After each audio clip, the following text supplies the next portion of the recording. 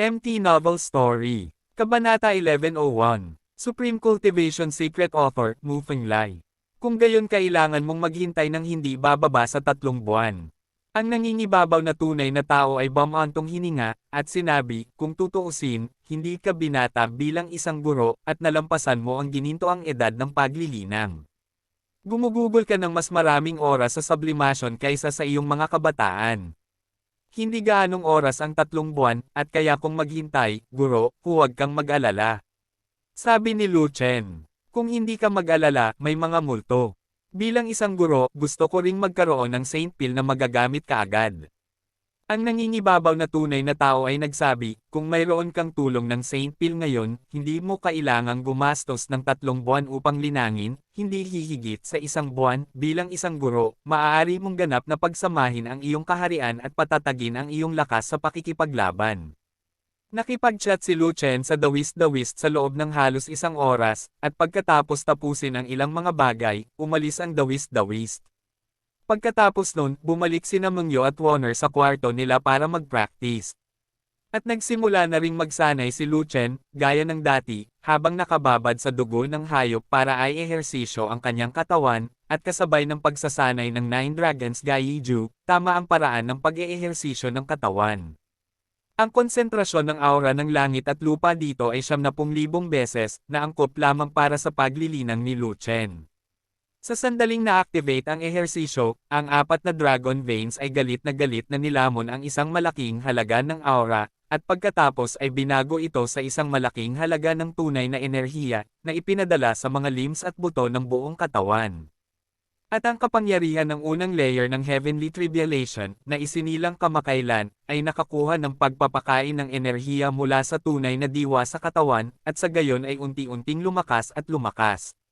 Ngunit ang focus ng pagsasanay ni Lu Chen ay hindi sa kapangyarihan ng sakuna, kundi sa kaluluwa. Si Lu Chen ay hindi isang soul cultivator, hindi niya alam ang paraan ng soul cultivation, at walang paraan tungkol sa soul cultivation sa kanyang memorya. Ngunit si Lu Chen Sheng ay may ugat ng kaluluwang dragon. Ang ugat ng kaluluwa ng dragon ay may isang katangian, iyon ay, maaari itong makipag-usap sa kaluluwa. Ginagamit ni Lu Chen ang kanyang isip upang kontrolin ang ugat ng kaluluwa ng dragon, at hayaang ang tunay na enerhiya na binago nito ay ibuhos sa kaluluwa. Ngunit ang kaluluwa ay walang kabuluhan. Kahit na ito ay isinama sa katawan, hindi ito direktang sumisipsip ng enerhiya ng katawan. Ngunit sa direktang pagbubuhos ng ugat ng kaluluwa ng dragon, ito ay naiiba. Ang kaluluwa ay sumisipsip ng enerhiya ng tunay na diwa, at natural na lumalaki ng unti-unti. Araw-araw, ang aura ng bundok kung saan matatagpuan si Lu Chen ay unti-unting nagiging manipis, at ito ay dinagdagan ng aura ng iba pang mga taluktok ng bundok. Makalipas ang 1 buwan, umalis si Lu Chen sa customs. Ang ilang matatanda ay lumabas upang siyasatin ang bagay na ito, ngunit ito ay wala. Sa isang bagay, ang lugar kung saan matatagpuan si Lu Chen ay malayo at ang impluwensya ay medyo maliit. Pangalawa, hindi ito ang unang pagkakataon na si Zuan Chen Daozang ay may manipis na espiritual na enerhiya. Ito ay nangyari ng maraming beses sa panlabas na sekta, panloob na sekta, core at tunay na mga alagad ng talambuhay. Ngayon ay lumilitaw ito sa mga bundok kung saan nagsasanay ang mga disipulo ng Heavenly Tribulation Realm.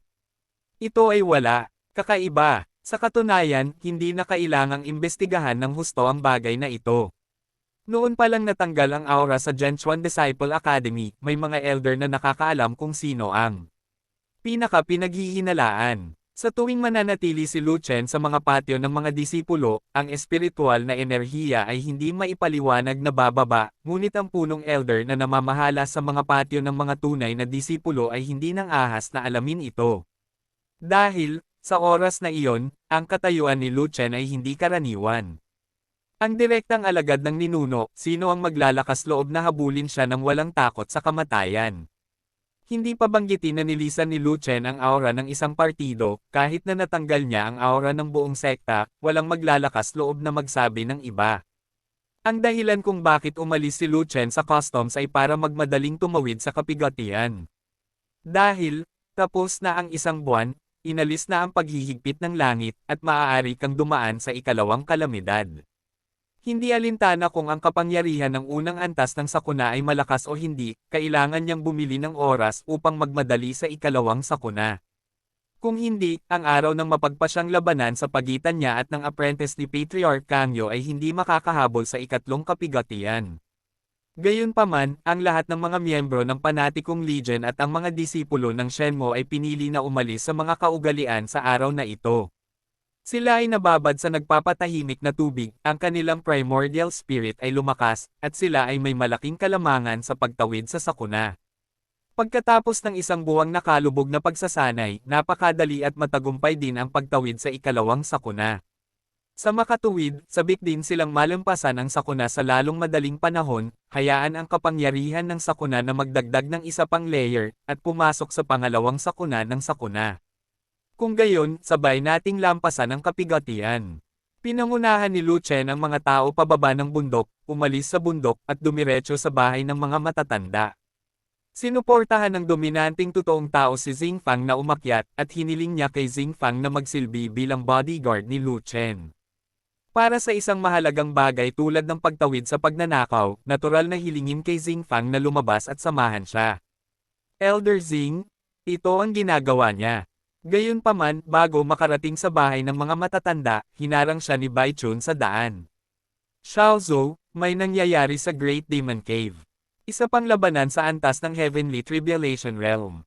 Hindi, iba na. Mabuti kung aayusin mo ito, nagmamadali akong tumawid sa kapigatian, at wala akong panahon para harapin ang Great Demon Cave. Hoy! Munting ninuno, hindi ko ito maaayos. Kahit hindi mo magawang tama, paano ko pantihin, kailangan mong hanapin ang malaking suzerain. Ang Great Sect Master ay nasa Great Demon Cave, at hindi rin niya ito magagawa. Ha! You have to deal with this matter, walang makakaayos. Paano ang aking amo? Ang ninuno ay isa na ngayong santo, at hindi pinapayagan ng Great Demon Cave na lumitaw ang mga santo. Ito ang taset na pagkakaunawaan sa pagitan ng lahi ng tao at ng lahi ng demonyo. Sinabi ni Bai Chun, kung ang ninuno ay papasok sa Great Demon Cave, sisirain nito ang balanse ng kapangyarihang panlaban sa pagitan ng dalawang panig na nangangahulugan ng pagsisimula ng isang todong digmaan. Kung walang utos mula sa Central Continent, kabilang ang Eastern Desolate Territory, ang apat na pangunahing rehiyon ay hindi pinapayagan na magsimula ng isang all-out war ng walang pahintulot. Sa kabaligtaran, ito ay pareho sa angkan ng demonyo. Ang pinakamalakas na halimaw na nakita mo sa kuweba ng demonyo ay mga kagalang-galang lamang, hindi mga santo. Nang marinig ito, sumimangot si Lu Chen, talagang nagmamadali ako, maaari mo bang hintayin akong bumalik mula sa kapigatian bago pumasok sa Great Demon Cave? Walang oras, kung hindi ka pupunta doon. Magkakagulo ang Yaozo. Mabilis na umiling si Bai Chun, at walang magawang sinabi, sa totoo lang, ayaw ko ring istorbohin si Xiaozo, ngunit sinunod ko rin ang utos ng dakilang suzerain na tawagan ka para malutas ang problema. Mangyaring huwag gawing mahirap ang mga bagay-bagay para sa akin, Xiaozo. Tinawag pala ako ng dakilang suzerain. Bahagyang ibinuka ni Lu Chen ang kanyang mga mata, pakiramdam na hindi normal ang sitwasyon, kaya sinuspinde niya ang planong tawirin ang sakuna, at pinangunahan ang mga tao na sundan si Bai Chun ng nagmamadali. Habang nasa daan, maikli ring ipinaliwanag ni Bai Chun ang sitwasyon kay Lu Chen, upang magkaroon ng mas mahusay na pangunawa si Lu Chen. Sa pagkakataong ito, buong puwersang lumabas ang malakas na angkan ng halimaw mula sa Great Demon Cave, at 10,000 tropa ang direktang sumugod sa depensibong lungsod. Ngunit walang pag-atake, ngunit isang malakas na halimaw mula sa lahi ng halimaw ang lumabas at hiniling kay Lu Chen na lumaban sa pangalan. Ngunit bago pa magkaroon ng panahon si Lu Chen na tanungin kung sino ang kabilang partido at kung gaano kataas ang kanyang antas, narating niya ang pasukan ng kuweba ng demonyo, kaya wala siyang pagpipilian kundi ang pumasok at magsalita. Sa nagtatanggol na lungsod, 5 milyong alagad ng panlabas na sekta ang nakatayo. Sa isang sulyap, nakita ni Lu Chen na pinangunahan ni Qin Shing ang lahat ng mga disipulo sa Heavenly Tribulation Realm upang maghanda para sa labanan sa itaas ng 5,000 talampakan sa ibabaw ng lupa. Nakikilos na pala lahat ng mga alagad, bakit walang nagpaalam sa akin? Tanong ni Lu Chen. Umiatres si Xiaozo, at ayaw ng lahat na istorbohin ka at ang iyong hukbo. Kung hindi mo na kailangang lumabas, hindi ako tatakbo sa iyo. Sabi ni Bai Chun. Si Lu Chen ay patuloy na tumangala sa langit, at sa itaas ng 10,000 talampakan, nakita niya ang maraming matatanda, at si Xing Fang ay kasama nila. At ang dakilang suzerain na si Tao Jin ay nasa itaas na palapag, may hawak na baril ng dragon, at nakaharap ang isang nasa katanghaliang gulang na malakas na halimaw. Kabanata 1102, Supreme Cultivation Secret Author, Mu Fenglai. Ang nasa katanghaliang gulang na malakas na Yaozo ay mukhang galit, ngunit mas kamukha niya si Ant Ong. Fuck! Nagliwanag ang mga mata ni Lu Chen, at malamang nahulaan niya kung sino iyon. Hindi ba ang gwapong mukha na ito ang ama ni Ant Ong? Ang Lao Tzu ni Ant Ong ay ang master ng kuweba ng Great Demon Cave, na may hawak na hukbo sa kanyang kamay at nangingibabaw sa isang panig. Inalis niya ang kanyang anak, at natural siyang dumating upang maghayganti, ngunit ito ay dumating ng mas mabagal kaysa sa inaasahan. Hindi nakakagulat na kahit ang dakilang suzerain ay hindi kayang ayusin ang usapin. Kung hindi siya pumasok para lutisin ito, tiyak na magkakagulo ang angkan ng halimaw, at tiyak na walang katapusan ang labanang ito. Gayunpaman, tinawag siya ng dakilang soberano, hindi ba niya siya ipapadala upang mamatay? Ang ideyang ito ay pumasok sa isip ni Lu Chen, ngunit ito ay panandalian. Dahil, imposible ito. Maliban kung patay na ang kanyang amo, sino ang mangangahas na hawakan siya? Sa ibaba ng nasa katanghaliang taong malakas na Yaozo, maraming Yaozo Venerables ang sumusunod, at ang pinuno ay si Mo Shan. Sa ibaba, nariyan ang Heavenly Tribulation Realm Troops, God Refinang Realm Troops, Immortal Terrace Realm Troops, at Xuanming Realm Troops ng Yaozo, pati na rin ang Ground Troops ng Tiangang Realm na hindi makikita. Tamang-tama, ang angkan ng demonyo ay lumabas ng buong lakas. Sa panig ni Zuan Chen Daozong, halos lahat ng kanilang combat power ay out.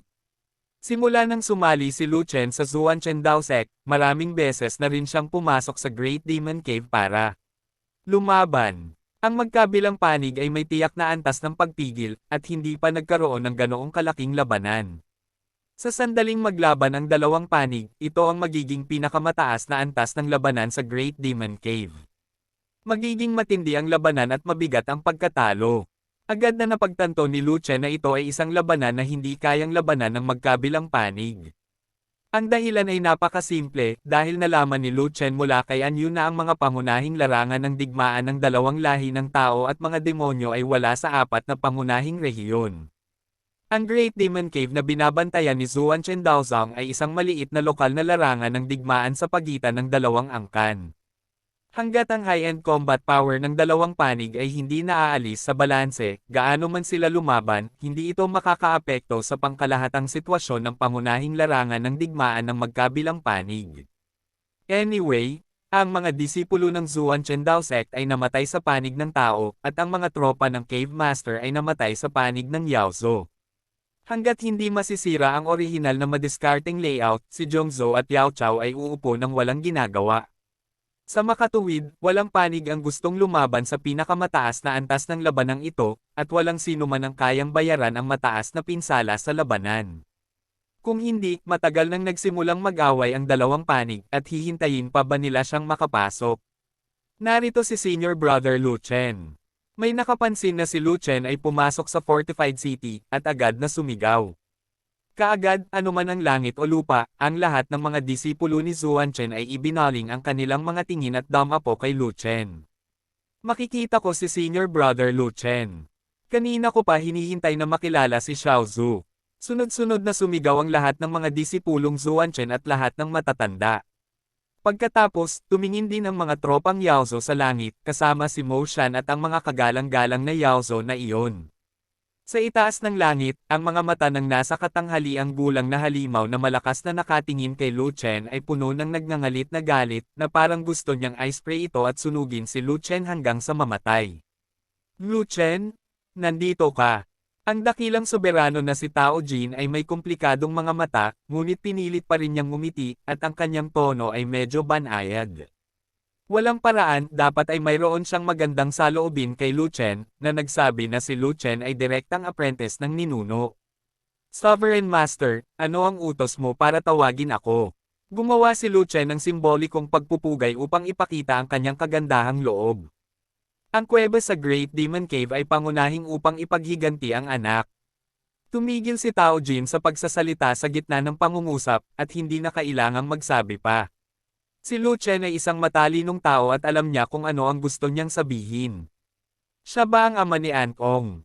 Natural na naiintindihan ni Lu Chen kung ano ang ibig sabihin ni Tao Jin, kaya iniunat niya ang kanyang kamay at itinuro ang medyo may edad na malakas na halimaw.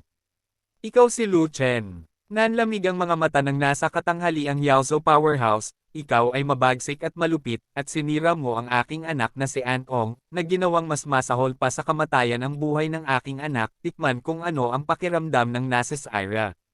Natikman ko na ang sarap ng mapatalsik, hindi na ako interesadong subukan ulit. Sinabi ni Lu Chen ang totoo. Na-abolish ka na ba? Kailan? Taong nakalipas. Na-abolish at nakakapag-practice pa, sinong niloloko mo? Niloko ko ang apo ko. Ikaw, ang lakas ng loob mong pag-alitan ang master ng kuweba. Ang nasa katanghaliang gulang na malakas na lalaki na Yaozhou ay nanginginig sa galit, kung si Tao Jin mula sa kabilang banda ay hindi tumitingin sa kanya ng may pag-iimbot, sasampalin na sana niya ang munting bastard sa lugar. Hindi kita pinagalitan, pero ayaw mong maupo. Mahinahong tumugon si Lu Chen, hanggang sa ang kabilang partido ay malapit ng mag-alab sa galit. Okay, arguing can't solve it? Let me tell you, shut up. Sa oras na ito, ibinuka ni Tao Jin ang kanyang bibig. Lu Chen, mayroon kang dalawang pagpipilian. Ang una ay ang lutisin ang iyong mga personal na hinaing sa mismong Great Cave Master, at ang una ay para sa buong Zhuan Chen Dao Sect na tulungan ka. Seryosong sabi ni Tao Jin. Kung pipiliin ko ang pangalawa, lalaban ba ang buong sekta sa pinakamataas na antas na labanan para sa akin? Tanong ni Lu Chen. Tama. Tumanggaw si Tao Jin, maaari niyang gamitin ang kapangyarihan ng angkan upang labanan ang isang labanan na seryosong makakasira sa mga direktang disipulo ng ninuno. Kung ibang tao, hindi uobra. Paano yung una, tinutulak mo ba ako para mamatay? Tanong ulit ni Lu Chen. Malapit na. Matapos sabihin ni Tao Jin ang pangungusap na ito, ang kanyang mukha ay namutla na, at may bahid din ng pagkakasala. Paano ko lulutasin ang aking mga personal na hinaing sa Monster Race Cave Master? Nagtanong muli si Lu Chen, putulin mo ang ulo ko at ibigay sa kanya. Ang solusyon para sa mandirigma, tunggalian.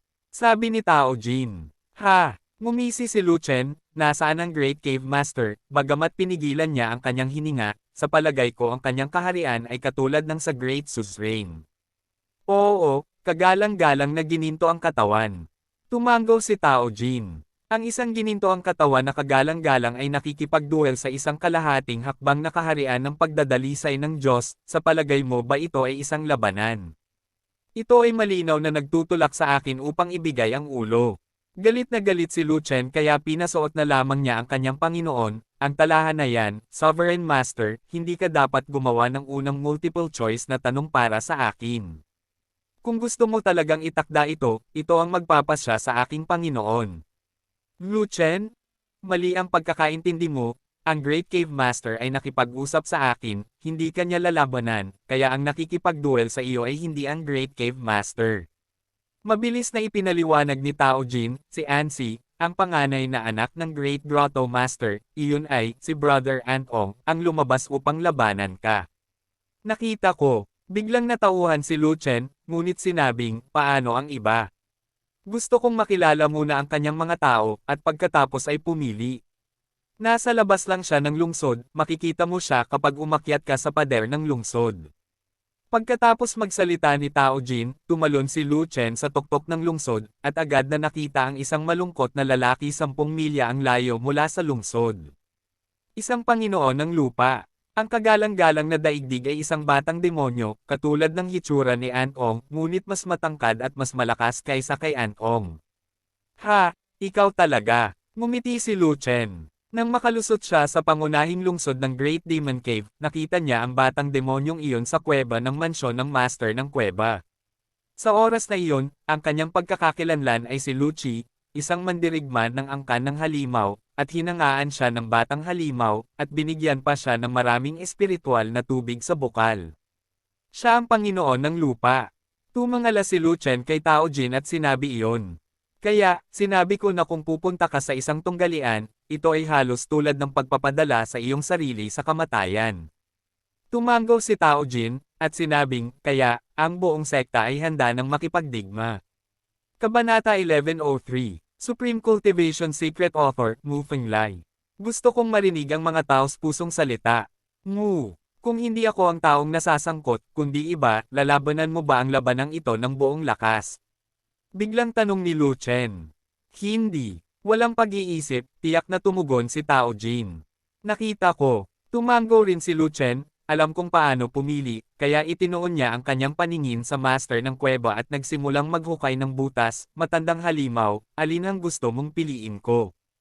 Presumptuous, maglakas loob kang maging bastos sa may-ari ng kuwebang ito, maniwala ka man o hindi, papatayin ka ng may-ari ng kuweba na ito. Galit na galit ang cave master, ngunit bago niya natapos ang kanyang galit na mga salita, malamig na pinutol ni Lu Chen sa kanya. Stop talking nonsense, I didn't call you an old goblin, I gave you some face, don't push your nose and eyes.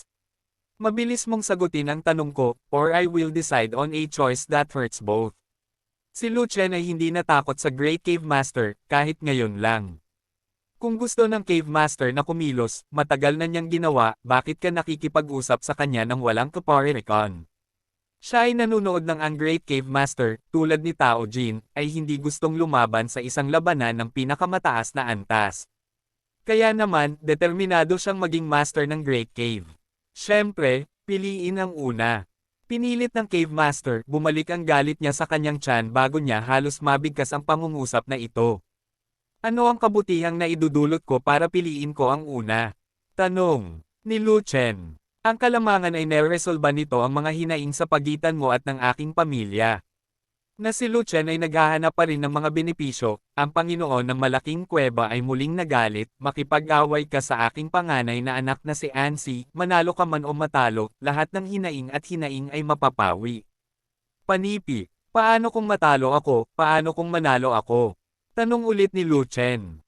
Kung matalo ka, ayaw ko ng buhay mo. Pero paano naman ang pangalawang anak na si Antong, magagawa mo ang gusto mo? Sabi ng Cave Master, kung ikaw, manalo, lahat ng hinaing at hinaing ay aayusin din. Ikaw ay atres ng buo, at ang Panginoon ng kuweba ay aakayin ang kanyang mga tropa pabalik. Naiintindihan ko. Ang ibig mong sabihin, manalo man ako o matalo, hindi ako magaling. Kung gayon, bakit ako makikipag head-to-head sa isang Master of the Earth? Anong mga benepisyo ang gusto mo? Mitiig ang tanong ng Cave Master. Una sa lahat, gusto ko ang karapatang manalo. Nagpatuloy si Lu Chen sa paghuhukay, isang butas. Ano ang karapatang manalo? Handa nang pumasok sa hukay ang Panginoon ng malaking kuweba. Hindi mo man lang naiintindihan ito, hindi ko talaga alam kung paano ka naging dakilang guro sa kuweba. Lu na pabuntong hininga si Chen. Sa lugar na iyon, galit na galit ang Panginoon ng kuweba kaya itinaas niya ang kanyang mga kamao at malapit na siyang magmukmak. Galit na galit siya na mahirap kumalma, at mayroon siyang malabong pagnanasa na umatake. Tanungin kita, panalo at talo lang ang iniisip mo. Naisip mo na ba ang draw? Nang magtanong si Lu Chen ng ganoong tanong, ang Cave Master ay natigilan sa mismong lugar. Ito, paano magkakaroon ng tali, talagang imposible. Walang ganap sa lahat, ang mga himala ay nangyayari ng random. Napangiti si Lu Chen at muling nagtanong, paano kung magkatabla? Ibig sabihin matatalo ako, o mananalo ako. Hindi malinaw ang puntong ito, paano mag-duel?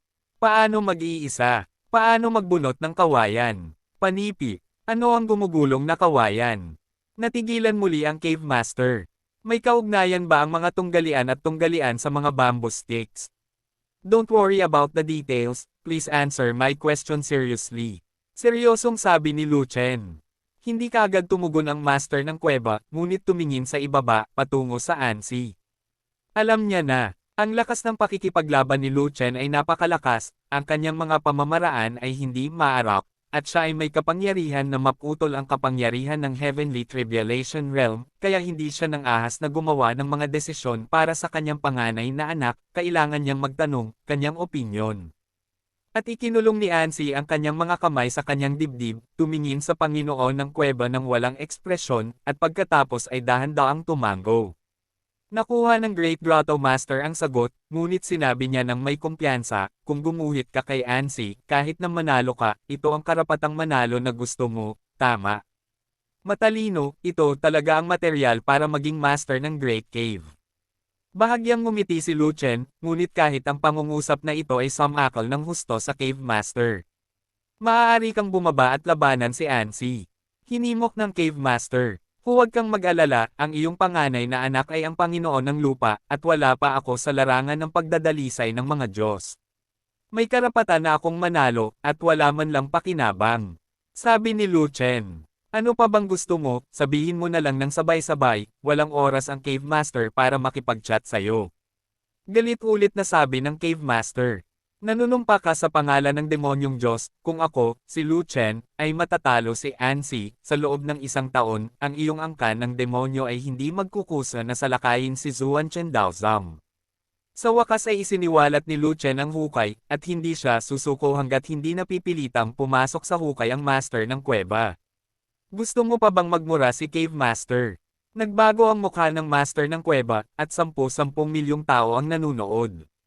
Siya ay isang maringel na gininto ang katawan na kagalang-galang at ang master ng Great Demon Cave. Hawak niya ang 10-10 libong sundalo ng demonyo sa kanyang mga kamay. Siyempre, nanalo ako, kaya gusto ko ang mga benepisyo, at ang mga benepisyo ay ang pinakamalaking. Ngumiti si Lu Chen, at sinabi, ikaw ay dapat ang master ng Great Demon Cave, at dapat kang personal na manampa bago ka maniwala dito. Sa isang iglap, lahat ng tao sa eksena ay napalingon sa Great Cave Master. Itinakda ni Lu Chen ang mga kondisyon, at depende ito kung tatanggapin ng Great Cave Master ang alok. Kung sabihin, ito ay isang kahihiyan para sa Cave Master. Kung hindi mo tatanggapin ang paglipat, isang matinding labanan ang malulutas. Kapag nag-away ang dalawang panig, maraming kagalang-galang ang dapat mapahamak. Sa ilalim ng kagalang-galang, mas maraming tao ang namatay. Tanggapin ang lansihin, hindi dahil ang Great Cave Master ay hindi maaaring maging master, ngunit ang Great Cave Master ay hindi maaaring bitawan ang mukha na ito. Sa sandaling ito, naiintindihan ng maraming tao na kinain ni Lu Chen ang Cave Master hanggang sa mamatay. Taong Lu Chen, ikaw. Galit na galit ang Cave Master kaya kumulo ang dugo niya, at malapit na siyang magmukmak. Sa sandaling hindi siya mapakali, uminit ang kanyang ulo, at ganap na posible na magpadala ng mga tropa sa digmaan. Nang makita ito, pinisil ni Tao Jin ang pawis sa kanyang mga kamay, lihim na nagbabantay, handang lumaban anumang oras. Naging mabigat ang kapaligiran sa pinangyarihan, lalong tumitindi ang lamig, at lalong naging seryoso ang amoy ng digmaan. Sa oras na ito, 10 milya sa labas ng lungsod, isang panunumpa ang nagmula sa lupa, ang Mayan Temple ay nanunumpa sa pangalan ng demonyong Diyos. Kung ang aking Temple ay matalo sa tribong Lu Chen sa isang tunggalian, sa loob ng 1 taon, ang aking demonyo, hindi magagawang salakayin ng tribo si Zuan. Ang nagtatanggol na lungsod ng Tiandaozong. Kung lalabagan mo ang iyong sumpa, ikaw ay parurusahan ng demonyong Diyos, at ikaw ay mamamatay na walang lugar na mamamatay. Lumingon ang mga mata ng lahat, at silang lahat ay bumagsak kay Ansi na nagmumura. Palihim na napabuntong hininga ang Panginoon ng dakilang yungib ng lunas, ang panunumpa ni Ansi ay talagang napapanahon. Ang pagsumpa ni Ansi sa sumpa na ito para sa kanya ay katumbas ng pagligtas ng mukha para sa kanya, at ito rin ang nagel iligtas sa kanya mula sa pagpapadala ng mga tropa sa digmaan kapag ang kanyang dating kahihiyan ay nauwi sa galit. Sumpa ka, gumagana. Tinitigan ni Lu Chen si Ansi at nagtanong. Ang sumpa ng aking anak na si Ansi ay kinikilala ng Panginoon ng kuwebang ito, at ito ay may bisa. Malakas na sinabi ng Panginoon ng kuweba, ang tunog ay parang kulog, at kumalat ito sa buong ilang. Ang panunumpa ng Young Master ay wasto. Sa isang iglap, 10-10 milyong mga mandirigmang Yaozo ang sabay-sabay na sumigaw, niyanig ang langit at ang lupa. Pagkatapos ng nakakadurog na sigaw, nagkaroon ng isa na namang masigasig na tawa mula sa mundo, hahaha. Isang masiglang figure ang bumangon mula sa nagtatanggol na lungsod, lumabas, at sa loob ng ilang hakbang. Kabanata 1104, Supreme Cultivation Secret Author, Mu Fenglai. Hindi pinilit na pumasok sa hukay ang master ng kuweba, ngunit si Ansi ang nagkusa na pumasok sa hukay. Paanong hindi tumawa si Lu Chen? Si Lu Chen ay nasa mansyon ng Cave Master, kaya natural na may alam siya tungkol sa tatlong ama at anak ng Cave Master.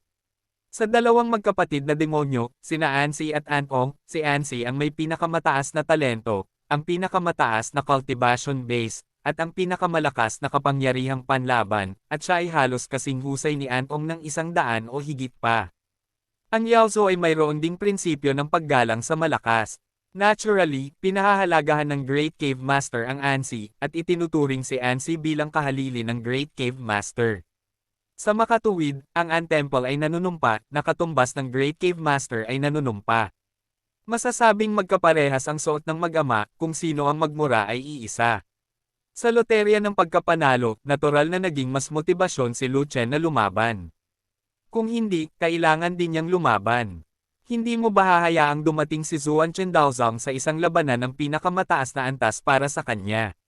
Sa ganitong uri ng labanan, ang ranggo ng kagalang-galang ay ang pinakamataas na antas ng kapangyarihang panlaban, at sa ibaba ng kagalang-galang, ito ay lahat ng hamak.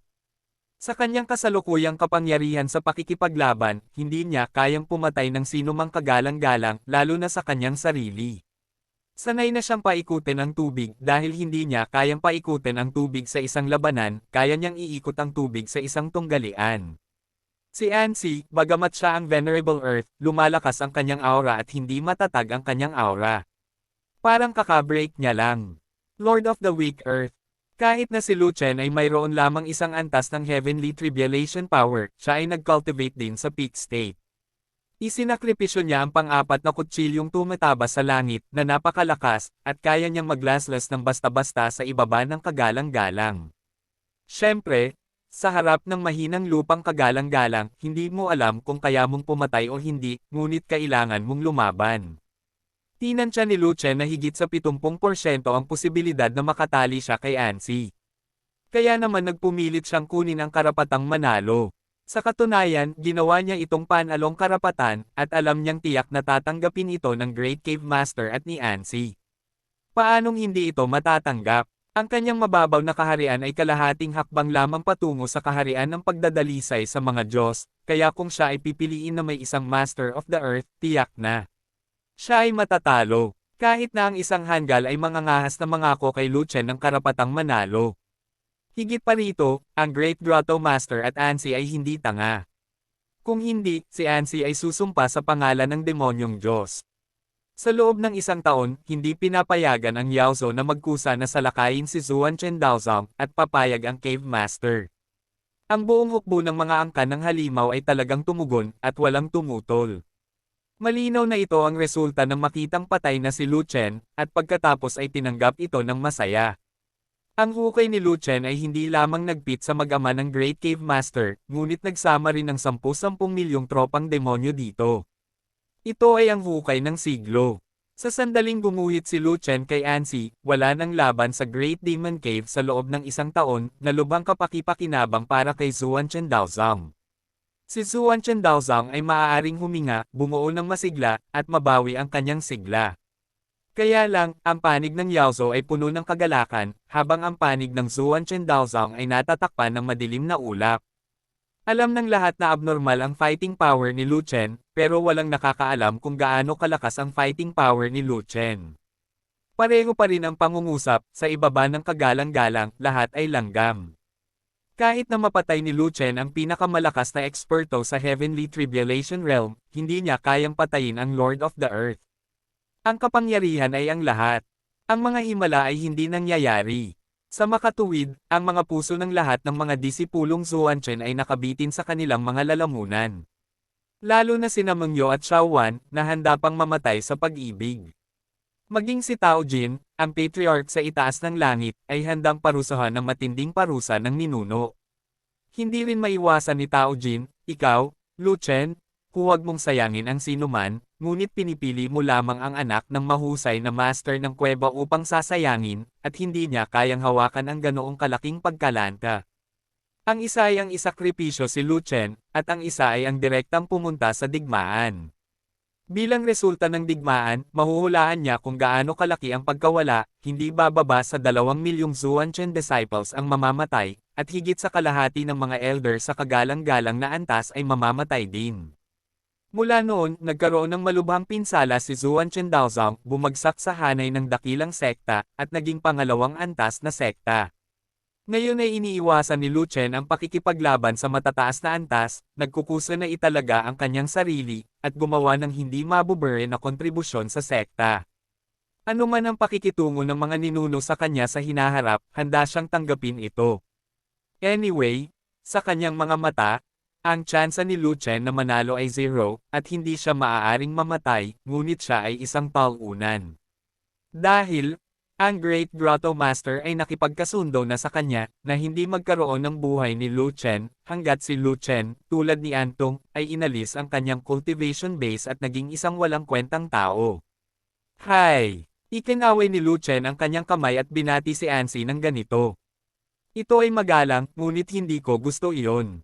Ngumisi si Ansi, matagal mo nang binubuli ang mangmang kong kapatid, akala ko matagal na kitang makikilala, sayang naman at hindi ako makaalis. Well, a pair of demon brothers. The relationship is very good, the younger brother is Bogbog, and the kuya is out. Dati, kung binubuli mo si Antong, basta makauwi siya, hindi bale. Nagpatuloy si Ansi sa pagngisi, ngunit sa pagkakataong ito, paano mo siya paalang bisa, na lubos na nagagalit sa akin? Gusto mo ba akong patayin? Tanong ni Lu Chen. Gusto kitang patayin, ngunit ang dakilang Suzerain na iyon ang nagligtas sa iyong buhay. Tumangala si Ansi sa langit, tumingin kay Tao Jin sa itaas, at galit na sinabi, wala akong ibang pagpipilian kundi ang kunin ang pangalawang lugar, alisin ang iyong paglilinang, at gawin kang katulad ng aking nakababatang kapatid, isang walang silbi na piraso ng kahoy magpakailanman. Kaya ano ang nangyayari sa iyong kapatid? Kailangan ba ng pagkain at pag-inom ng lazard ng mag-aalaga? Muling tanong ni Lu Chen. Naglakas loob ka pa bang pagtawanan ang kapatid ko?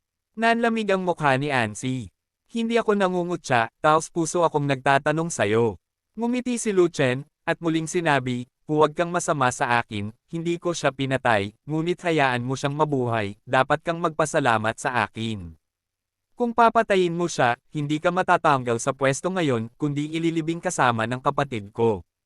Medyo nagalit si Ansi, na, kailangan mo munang taglayin ang kakayahan na iyon. Gaya ng sinabi ni Lu Chen, inilabas niya ang Lanshuang Sword, paano mo gustong labanan ang tunggalian na ito? Bahala ka. Si Ansi ay mukhang malamig at mayabang, nakatitig kay Lu Chen sa mga mata ng isang taong may kapansanan. Gusto kong magpasya sa kinalabasan sa isang galaw na nakakatipid ng pag-aalala, pagsisikap at oras. Naghukay ng butas si Lu Chen. Malaki. Ang madilim na templo ay nahulog sa hukay. After one move, either mamatay ka o mamatay ako. Nagpatuloy si Lu Chen sa paghuhukay. Sang-ayon. Patuloy na bumagsak si Ansi. Kung hindi ka mamatay pagkatapos ng isang galaw, paano kung hindi ako mamatay? Hinukay ni Lu Chen ang hukay ng mas malalim. Kung gayon hindi na kailangang magtanong, itali. Ang hukay ng Ansi ay mas malalim. May karapatan akong manalo. Pinaalalahanan siya ni Lu Chen na naubos na niya ang kanyang masamang intensyon. Nakipag-ugnayan na siya kay Ansi at may kaunting alam tungkol sa ugali ni Ansi, kaya sinadya niya itong pinaalalahanan. Ang mga mata ng lalaking ito ay mataas sa itaas, napakataas ng tingin niya sa kanyang sarili, at itinuturing niya ang kanyang sarili bilang ang yabang ng lahi ng halimaw. Mga ganyang tao, hindi, ang ganitong uri ng halimaw ay may napakalakas na pakiramdam ng paggalang at napakadaling mandaya. Alam ko. Pero kung kikilos ako, mamamatay ka, ano pa ang silbi ng karapatang manalo? Ipinagpatuloy ni Ansi ang kanyang mga braso sa kanyang dibdib, nakataas ang kanyang ulo, malamig ang kanyang mukha, kahit anong tingin niya ay kinikilig siya. Okay, nakaka-presko. Sa isang iglap, ang tunog ng dragon chant ay nagmula sa katawan ni Lu Chen ng sunod-sunod, at 4 na dragon veins ang bumangon at pinalibutan siya. Sa mga mata ni Lu Chen, 4 na dragon ang agad na lumitaw, isang pula, isang dilaw, isang berde at isang itim. Sa susunod na sandali, ang kapangyarihan ni Lu Chen ay tumaas, ang kanyang momentum ay parang bahaghari, tulad ng isang dragon god na bumababa sa mundo, na nakatingin sa mundo. Kabanata 1105. Supreme Cultivation Secret Author, Mu Fenglai. Mayroong apat na pangitain, at natatakot ako na ito ay isang espesyal na uri ng talento sa martial arts, kaya ang iyong kapangyarihan sa pakikipaglaban ay napakalakas. Sumulyap si Ansy sa kanya, lumawak ang paningin, at isang malaking patak ng tubig ang lumitaw sa kawalan sa likuran niya, kaya, hindi ko maliitin ang kalaban dahil sa mababang antas mo. Pagkatapos ng lahat, ang katawan ni Ansy ay nanunuya, at ang hindi mabilang na mga singaw ng tubig ay sumangga sa kanyang buong katawan, na bumubuo ng isang malaking ulap ng tubig na ambon. Ang isang radius na 10 talampakan ay ganap na natatakpan ng ambon ng tubig, at si Ansy ay nababalot ng ambon ng tubig na nagiiwan lamang ng isang malabong figure. Squirt baril. Iniunat ng figure ang malaking kamay nito, at ang hindi mabilang na ambon ng tubig ay mabilis na napalitan ng anino ng isang sibat na lumilitaw sa malaking kamay na iyon. Katawang espiritu ng tubig. Isang bihirang martial arts physique. Ang sino mang may ganitong espesyal na pangangatawan ay dapat na isang first class na martial artist. Gaano kalakas ang isang water spirit physique Earth Lord? Kung titingnan ang aura ng Ant Temple, dapat ay na-promote pa lang siya bilang Lord of the Earth, at hindi pa ganoon kalakas ang kanyang combat power. Kahit na siya ay isang mahinang lupang kagalang-galang, hindi maaaring maging kalaban niya si Lu Chen. Sa eksena, mayroong hindi mabilang na mga tandang, at hindi kakaunti ang mga disipulong Zuanchen na nag-aalala tungkol kay Lu Chen. Lu Chen? Ako ang Panginoon ng Earth na may tubig na espiritong katawan, at papatayin kita sa isang galaw. Sa gitna ng makapal na ulap, lumabas ang malamig na boses ni Ansy, ngunit ipinangako ko sa dakilang suzerain sa itaas na tatanggalin ko lamang ngunit hindi papatay, kaya bibigyan kita ng huling pagkakataon. Putulin mo ang iyong mga meridian at ang iyong dantian, at mabubuhay ka, iyong buhay. Bar! Kung hindi, kung tumalsik ang water gun ko, wala kang pagkakataong pumatay. Panipi, isa kang aso, ang buong pamilya mo ay aso. Direktang sumigaw si Lu Chen, pagkatapos ay itinaas ang kanyang mahabang sable, at ang aura ng saber ay bumaril sa langit, na ikinamatay ng libu-libong sunworm na nagpapaliwanag sa kuweba ng demonyo, pinapalabo ang buong kuweba ng demonyo.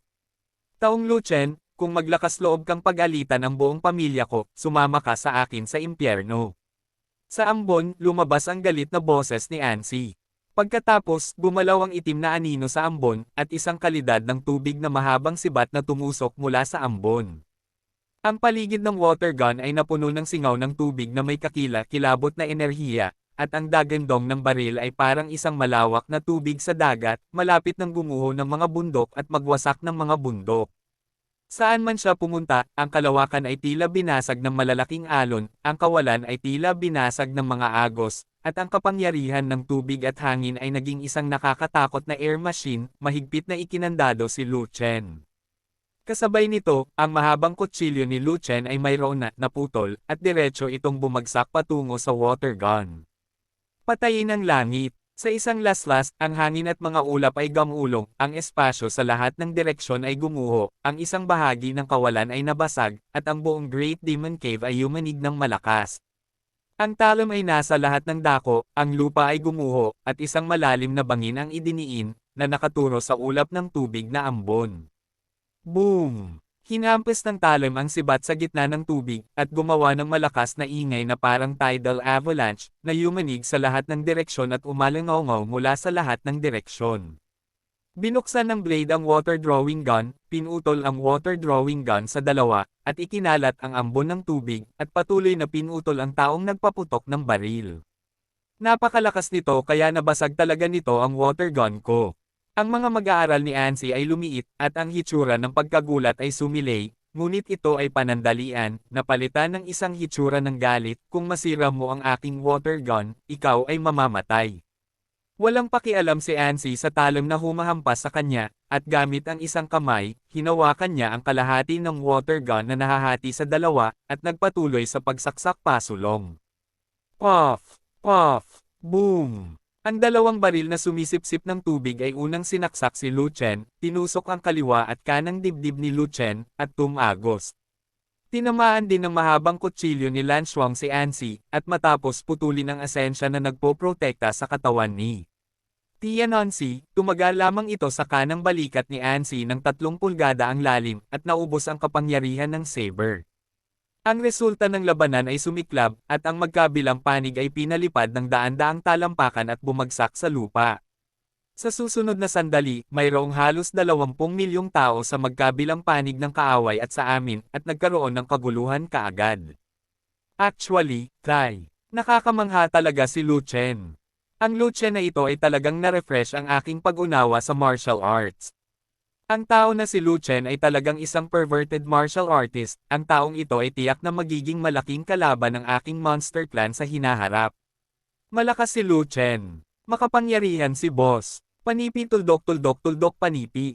Lahat ng Zuan Chen disciples ay tumalon na sa tuwa. Excited na niyakap ni Mengyo at Warner ang isa't isa. Ang isang one-knife draw ay nangangahulugan na si Lu Chen ang nanalo. Sa taas ng langit, tumawa ng malakas si Tao Jin, habang ang Great Grotto Master ay nabigla, na para bang nakakita siya ng multo sa kanyang mga mata. Sa sandaling ito, bumangon si Ansi, uminom ng tableta, puno ng pagkabigla ang kanyang mukha. Bumangon din si Lu Chen, naupo ng naka-cross-legged sa lupa, pinipigilan ang sakit, at biglang hinugot ang dalawang water gun na tumusok sa kanyang katawan, at umagos ang dugo mula sa butas na sugat. Walang pakialam si Lu Chen, inilabas niya ang Spirit Essence Liquid, itinaas ang ulo at uminom ng isang patak. Ang isang patak ng Spiritual Spirit Essence Liquid ay naging isang stream ng sigla na kumalat sa buong katawan upang pagalingin ang sugat. Sa susunod na sandali, bahagyang nagbago ang mukha ni Lu Chen, ang paggaling mula sa pinsala ay napakabagal, ang sugat ay hindi pa tumigil sa pagdurugo, at ang sigla ay hindi sapat. Gayunpaman, agad na naunawaan ni Lu Chen ang dahilan.